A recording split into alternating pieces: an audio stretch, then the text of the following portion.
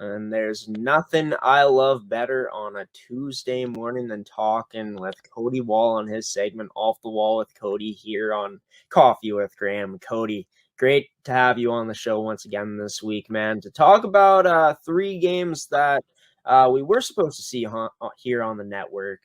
Two games we ended up broadcasting between the Pilot-Mound Hockey-Academy U17 Buffaloes and the Notre Dame Hounds U17 team. But how you doing, man, on this week's edition of the segment? Great to have you on once again, Cody. Yeah, thank you for having me on. Just like every week, it's a pleasure to come on and talk the games that we were able to cover. And one of the games that unfortunately we weren't able to cover just due to the weather. Now, I got to ask you something, Cody. I know in the group chat on Sunday, you sent a picture of a donut. Did Seth pull through for the boys this time and on the broadcast crew when I wasn't there? Is that what I was looking at? Yeah. Seth finally pulled through and bought the guys some donuts. It hurts. I wasn't there for it. Of course, just some backstory to why I wasn't with those guys is because I got sent home. Didn't want to be stuck in Morris. As nice as it is, bunking with Glenn on the weekends, I would rather be home because I had a lot to do yesterday on Monday. But great to know that you guys were able to be safe and unfortunately not making it to the game, but safety definitely the biggest priority in a situation like the snowstorm that was posing on Sunday. But let's get into it, Cody. The Buffaloes, 8-1 loss on Friday, 7-1 loss on Saturday, 5-4 loss on Sunday, the closest game of the weekend for them that we didn't see. But talking about that Friday night game, 8 goals scored by the Notre Dame Hounds. The Buffaloes not generating much offensively, getting outshot heavily, giving up 52 shots. Talk about, what the Hounds were doing first off to make it so difficult for the Buffaloes in that Friday night game. Yeah, the Hounds really came out and felt like it came out a little slow on that first couple minutes of the first period on Friday, but they really just gained momentum as time went on and really just started suffocating the Buffalo and really not letting them get any time and space out there to generate really any offense. Remember in the shots, they were only Pilot-Mound only registered under 20 shots in that Friday night affair. Usually that's a fairly low amount of shots compared to the close to 50 that Notre Dame registered on Miles Gordon and Cameron Perrier in that Monday game. Really just in all facets of the game were dialed in. And other than that first couple minutes, really showed what they were made of in that game. Yeah. And, a huge thing for Notre Dame was just their speed. Faster than the Buffaloes, winning so many puck races, the vast majority of the puck races, all game long on Friday and in that Saturday game as well. I'm not sure what happened on Sunday because we didn't see it, of course, but just talking about how the speed from Notre Dame was causing so many problems for the Buffaloes. Yeah, Notre Dame definitely had some quick players. One guy that was quite notable throughout this weekend for Notre Dame was number 9, Nicholas Karsmeyers. He had registered a number of points throughout the weekend, and especially on Friday, kind of was I would say would be the game he really stood out the most. I thought was on Friday. He was playing really physical for a smaller guy, but really was playing quite crafty as well. He'd get down into the offensive zone and dig in the corners, and often, like you said, would come out with the puck. Notre Dame would come out with the puck and was able to make some passes around the perimeter till they found a nice shot to get on net. And then from there on Friday, they really were just so hungry for rebounds. And that kind of was the downfall, I would say, for the most part of the Buffaloes is just there was some trouble maybe with some rebound control in that game. Yeah, and when you have trouble with rebound control, you want as a goaltender, you want your team in front of you to take away that guy who, is going to put away that rebound, that guy in the slot, those high quality areas. But the Buffaloes just weren't doing that. Where do you think that, came down to in that Friday night game, especially for the Buffaloes, leaving so many players open in those high quality areas? Well, one thing I had talked to Rick McConnell about after that Friday night game was he had said that he thought the effort level wasn't where it needed to be. He understood that, coming in, Notre Dame at that time was second place, now have taken over first place in the league. They're a really good team. So, you don't expect to come into every game and, you're going to win it. But talking to Rick McConnell, he really expected his team to at least show up. And that was something he didn't think they really did on that Friday game. They did come out fast in that first 5-10 minutes of the first period, but after that, they kind of fell flat a little bit going forward in the second and third.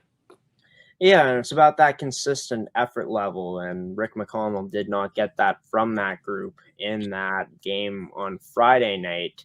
But, it was looking, optimistic for the Buffaloes in a way in that Saturday game. They were only down 1-0 after the first period. They tied it up at 1-1 in the second period of that game, but then gave up 6 unanswered after that for the rest of the game. Just talking about, what went wrong for the Buffaloes in that game on Saturday for them to, let it, get out of hand as it did. Yeah, Saturday was a lot closer. I mean, you look at the number that was put up, you'd think it was very similar.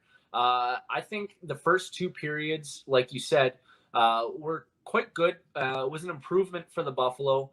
That first period, you did mention they had gone down a goal. And then I believe going into the third, you're right, they did tie it up at one point in the second. And then I believe going into the third, it was 3-1 with, opportunity for the Buffalo if they could get a quick goal going into that or early on in that third period to maybe make it a game. But it seemed like in that third period, the Notre Dame Hounds really just kind of put their foot on the accelerator pedal, and the Buffalo didn't really seem to match it. I think they did seem to kind of go back to their ways of not being first on pucks. There was a period of time where, you saw guys like Carlos De Leon. He was, wheeling up the ice. He was doing everything he could to, possess the puck. It was something that I maybe felt fell off a little bit in the third watching them. They didn't win many races to the puck. Often felt like if there was a puck available, they'd almost, instead of doing a quick stop and start, they'd do a little loop and kind of pull themselves out of the play. And I think that was a contributing factor to a bit of their downfall on Saturday. And you do also gotta wonder if, and it could very well be true that the amount of injuries the Buffaloes had coming into this week, and of course losing Jordan Kustermans to a nasty looking injury on Friday night game didn't help, because that guy brings so much speed to their lineup and drives the net with, so much effort out there, as we've seen this season, having so many players out on the forward group side of things. Do you feel like that was kind of one of the reasons why the Buffaloes might have ran out of steam, was because they just didn't have as many bodies as they are used to having at times? Yeah, definitely can be a big factor in how a game like that ends up going. They were missing some notable players, like you mentioned, Jordan Kustermans, Izzy Amy, Jack Smith. Sorry, not Zach. Jack Smith, Another player that I believe was missing was Matthew Floyd, another forward that they had who, just could contribute. And even if those guys aren't necessarily contributing on the score sheet, those are all guys who are taking up ice time, and you maybe don't have all the top two lines rolling as quickly, maybe giving them a little extra time to rest on the bench, and gives Coach Rick McConnell a couple more options to mix and match with the lines if the situations do present itself. Just missing key guys are definitely a contributing factor, I think, in why they maybe had a subpar weekend at times.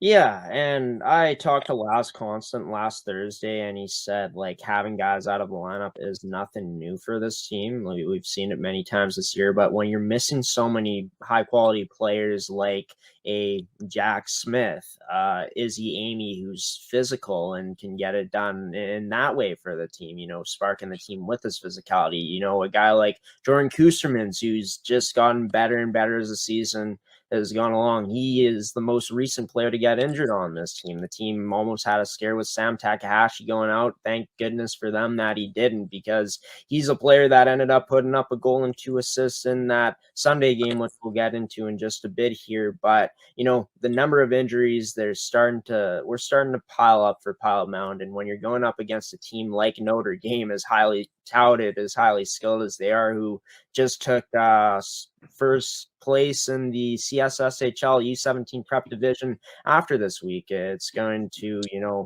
be troublesome for Pilot-Mound, and it was exactly that in those first 2 games. But, talking about Pilot-Mound some more in that Saturday game before we talk more about Notre Dame, just seems like the bad habits of, not connecting on their passes, whether they were in the team's feet, behind them, or just forcing passes that weren't there. Just those bad habits that also led to breakdowns as well, evident for the Buffaloes in that game on Saturday. Yeah, on Saturday, I felt like there was times where they had made strides from Friday's game where it was maybe a little bit harder to watch. On Saturday, second period I thought was a big improvement from where they were at the day before on Friday. And on the second period, they were making good passes. For the most part, they were kind of playing a bit more of that Notre Dame game where they were able to get to pucks, and they were making their way to some of those 50-50 chances. And a couple of times, I know Zane Price had some 2 or 3 quality chances that, if somebody just got a tip of a stick on it, would have got past the Notre Dame goalie. Unfortunately, that wasn't the case. And things kind of, once it got to the third period, went back to how it was on Friday, where they maybe weren't winning the puck battles, winning the races to the puck, and maybe weren't playing as aggressive as they could. And then when they did kind of get out of hand, it seemed like tempers started to flare, and that's when the refs started calling a couple of more penalties and putting the Hounds on the power play. Even if they don't score every time, they're going to generate momentum, and that was something that they managed to do throughout that Saturday game, is when they were able to get chances to generate some momentum, they executed. Yeah, and the Buffaloes, some good habits shown in that second period, a high level of compete shown by them from the rest of the periods that we saw this weekend. But talking about Notre Dame, just that speed started to take over as that game progressed. A lot of times in periods they'd have, a lot of offensive zone possession where the Buffaloes couldn't really touch the puck because of, Notre Dame's creativity with the passing, their speed, and just their overall game in the offensive zone was just superb. But talking about, you think Notre Dame punching it into a second gear was maybe one of the reasons why the Buffaloes, started to have that game slip away from them, and we started seeing more of those bad habits on Saturday. Yeah, it did feel like they kind of kicked it up a gear a bit in that third period. And, as we kind of mentioned before, Notre Dame having, sorry, Pilot-Mound having some key injuries and missing guys on the forward group. Uh, you know, I said before, it reduces some of the minutes, or it makes some of the players who don't normally play that many minutes play more minutes than they're used to, and maybe gets them out of their comfort zone. So when a team is kind of cranking it up, as Notre Dame did, having a short bench probably isn't the always the best solution in a game like that. And it was something I kind of thought I saw happen or come into play a little bit there, was some of the fatigue, maybe, as Notre Dame was able to roll all their lines and get guys fresh out there and keeping them moving quick. Yeah, and the Hounds, like on that second goal, they got a goal off of a tip, good bounce going their way. And that kind of was the beginning of the end for the Buffaloes in that game, but definitely in a tough position, like we've talked about, Cody, with them missing, as many key players as we've already brought up. But talking about the Hounds, their power play is absolutely fantastic. Throughout the weekend when we saw it, especially Saturday, because we only saw them once on the power play in that Friday game. But just that ability for them to, draw Pilot-Mound players in with puck poise, use their speed on the power play and also make quick passes, making passes, cross ice, doing so many things with their passes, talking about what impressed you the most about this Notre Dame power play. Yeah, their cycle game, even when they were 5-on-5, looked real good. And then once they were able to get to the power play where they had a little extra time and space, they really, there was a couple times where they had cycled the puck around the offensive zone, and with their quick passes, able to pull some of the penalty killers for Pilot-Mound out of position and open up some shooting lanes from the D, especially on the power play. That's where it seemed like a lot of their shots were going to come from, kind of from that umbrella type setup where they'll cycle it around the offensive zone and then send it up to the defenseman right at the blue line to rip a shot, and then seemed like they had a lot of guys crashing the net from there, creating a lot of problems for the goaltender vision wise, and then gobbling up those rebounds if they did pop up. Yeah, and Notre Dame, like you said, and like I said before, we'll just put it, they were superb on the man advantage in that game on Saturday. But Sunday was a step in the right direction for this Buffaloes team. I'm not sure what happened. I haven't had a chance to look at the game that was pre-recorded that Pilot-Mound put up on their YouTube page, on their website, but a 5-4 loss for the Buffaloes to end off the weekend with how it went before that. You got to take that as a moral victory, even though they lost. They won a period. They scored 2 goals to Notre Dame's 1 in that second period, bringing the game within 1. And, of course, tying them in that third period, 1 goal apiece for each team. Talk about where you think the Buffaloes really made strides in that game to be able to compete with this Notre Dame team some more. Yeah, you know what? That Sunday game that we weren't able to call live, I really think just looking at the game sheet and knowing the Buffalo, the Hounds scored a fairly early goal, 26 seconds into the first period, and then they registered another goal 15 minutes into the first period. But I like the fact that the Buffalo showed a lot of fight in that and managed to get a goal of their own. The Hounds managed to get a third goal in that first period, but them getting 1 in that first period really shows the fight that they were kind of all systems go. And looking at the shots throughout the periods were very even as well. That's something we didn't see from Pilot-Mound was that shot total. So really, I think there was a they played a good game and showed a lot of growth from earlier in the weekend, where at times it felt like they maybe when times got tough, some guys maybe packed it in a bit. That's not the case for the Sunday game. You know, they fought right to the end. Like you said, second period, they outscored the Hounds and kept them to only one goal. Definitely a lot of moral victories in that. Little victories you can take from that game if you're Pilot-Mound and if you're Rick McConnell. Yeah, for sure. And if the big guns were going to come through for Pilot-Mound, even though they lost that game, they certainly did.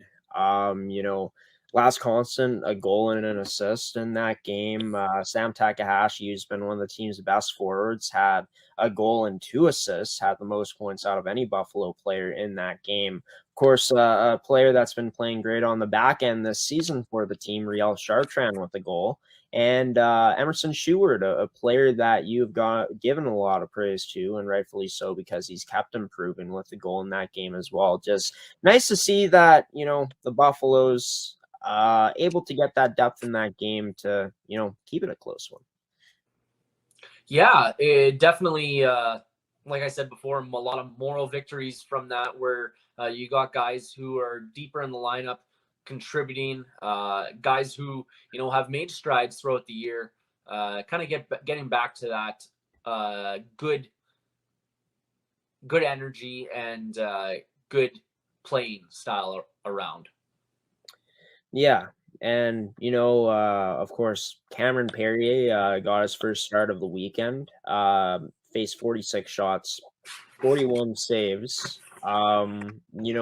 Obviously tough to come in when your team's struggling and is undermanned. But Cameron Perrier, how impressed, people in attendance and just the Buffalo's coaching staff must have been with him with just the performance he gave, making 41 stops on 46 shots a game. Yeah, Cameron Perrier, from what we've seen, he's looked good every time we've seen him. I know he's a goalie that at times maybe hasn't played as much as some of the other guys, just looking at the games played, but it seems like he's always in there and he's always fighting every time you see him in the net.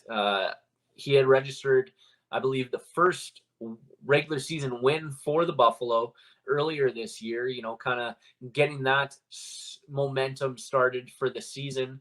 But yeah, every time I've seen him, I think he's looked good. He's been able to, when facing a high quantity of shots, he's usually able to turn a fair amount of them away. Just kind of looking at his save percentage and goals against, he does, of the 3 goalies that U17 Buffaloes have, he does have the best save percentage and goals against average.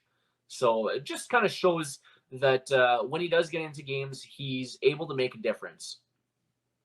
Yeah, and definitely nice to know the Buffaloes have a third goalie to go to. Obviously, Kean Hodgins, usually the guy that is going to get a lot of starts when he's in the lineup, but he's out right now. Miles Gordon, we know what he's able to do. Had a rough weekend, but Cameron Perrier came in for relief for Miles Gordon in that Friday night game, and of course, getting after Gordon let in 7 goals, and of course Perrier getting the start on Sunday's game, the final game for the Buffaloes on the weekend. But getting into the players that you really took notice of, I know what you're going to answer with for Notre Dame, but not only a guy like Karksmeyers, who had a very strong weekend, like you mentioned, but guys like Gabriel Bugeaud, number 11, who registered points in every single game, along with a guy like Aiden Murray.